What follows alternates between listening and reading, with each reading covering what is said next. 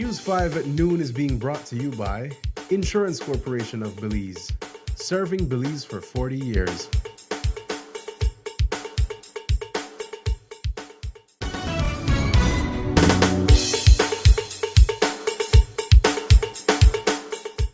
Good afternoon, Belize. It's midday and you tune into the news at noon, where we bring you the latest updates from around the country. I'm Isani Cayetano, and here's what's making headlines today. Mother and son killed in San Felipe house fire. Her ex-partner is accused of setting the blaze. Cabinet declares energy emergency, approves 130 megawatts in new power projects. Belize to bow Fortis for $256 million amid concerns over costly dam repairs. And Nyasha Harris sprints to silver with personal best at Central American Games. These stories are coming up in just 1 minute. When I was a student, ICB was there to protect me, ensuring my education and future. When I got my first car, ICB was there to protect me, providing excellent coverage and peace of mind on the road. When we moved into our first apartment, ICB was there to protect us, securing our belongings and giving us a sense of security. And when we got our first house, ICB was there for us, protecting our home and everything we've worked so hard for. At every step of your life's journey, ICB is there for you. For more information, call 224-5328 or visit our nearest branch. Welcome back. We begin this afternoon with a heartbreaking story out of San Felipe village in Orange Walk. A late-night house fire has claimed the lives of a mother and her young son, leaving a community in shock and mourning. 35-year-old Angelita Magana and her 6-year-old son Tishan Godoy tragically did not survive the blaze that tore through their home on Sunday night. According to reports, Angelita, her 2 children, and her common-law husband, Miguel Novello, were fast asleep when they awoke to a nightmare, their house engulfed in flames. But what unfolded next was even more disturbing. Novello says he saw Angelita's ex-common-law husband, Francisco Godoy, walking out of a room that had already been set on fire. Moments later, Angelita and her daughter emerged, also engulfed in flames. Novello tried desperately to save young Tishan, but the heat was too intense. He, along with Godoy and Angelita's daughter, managed to escape, but all 3 suffered serious injuries. In a chilling account, Angelita's daughter told authorities that Godoy had entered the home while they slept, poured gasoline on them, and set them on fire. Police are now investigating this horrific incident and will continue to follow the story closely as more details become available. In a decisive step to address Belize's energy challenges, Cabinet has greenlit emergency measures aimed at boosting the country's power supply.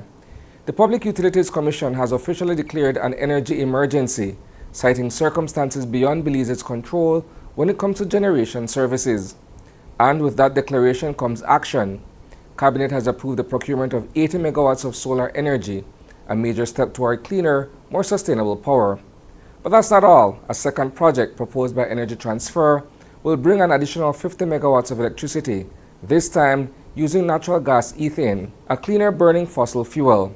Together, these initiatives represent a significant push to stabilize Belize's energy grid and reduce dependence on external sources. It's a mix of renewable and transitional energy that could shape how the country powers its future. We'll be keeping a close eye on how these projects unfold and what they mean for consumers and the environment alike. On Friday, the government of Belize made a major announcement. It plans to pay a staggering $256 million to acquire Fortis' operations in Belize, including its 33% stake in Belize Electricity Limited.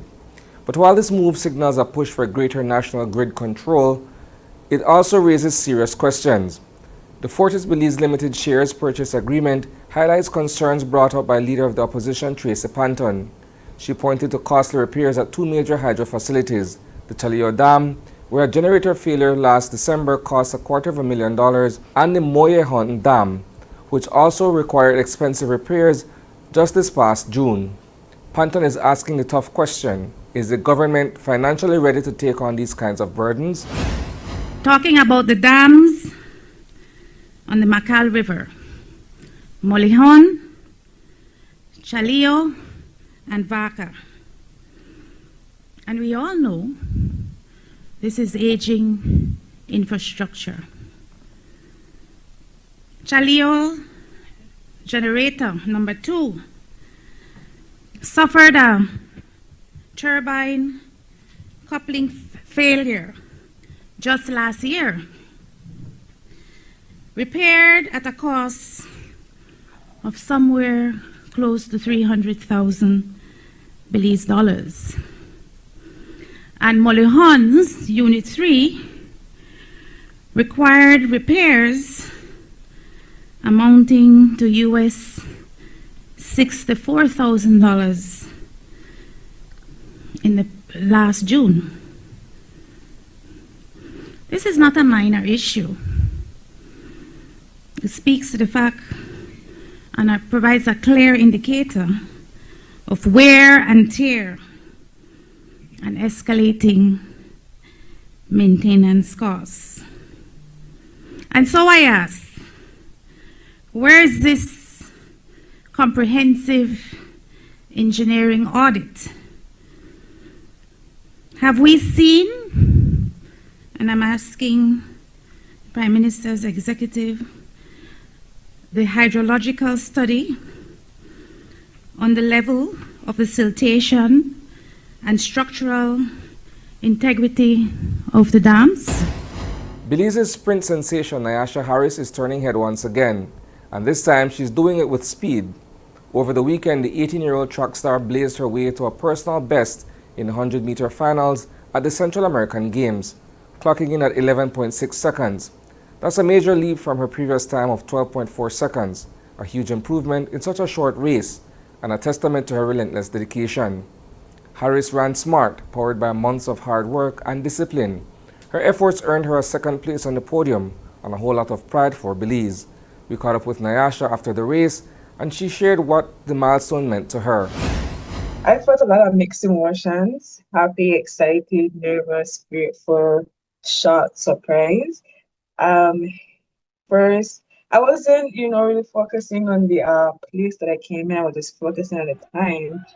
When I saw that I ran the 11:86, I was so shocked. My body was, frozen, and I had to went and double check again and to realize that it was 11:86 that I ran, and I actually walked off the track and I had to walk back on the track to see what place I came in, because I wasn't even worrying about the place. It was just the time that I wanted to see. I didn't quite know the time because I saw the girl beside me that came in third place. I think we crossed 90 at the same time, so I was, between second and third. But when I saw the second beside my name, I then realized, okay, I was really, really, really excited, and like I said, still shocked. That's a wrap for the news at noon. But don't worry, there's plenty more coming your way at 6 p.m. We'll dive deeper into these stories and more. In the meantime, visit greaterbelize.com and follow us on Facebook for real-time updates. And don't miss Open Your Eyes tomorrow morning for fresh takes on today's headlines. Thanks for tuning in, Belize. Stay informed, stay inspired, and have a fantastic afternoon.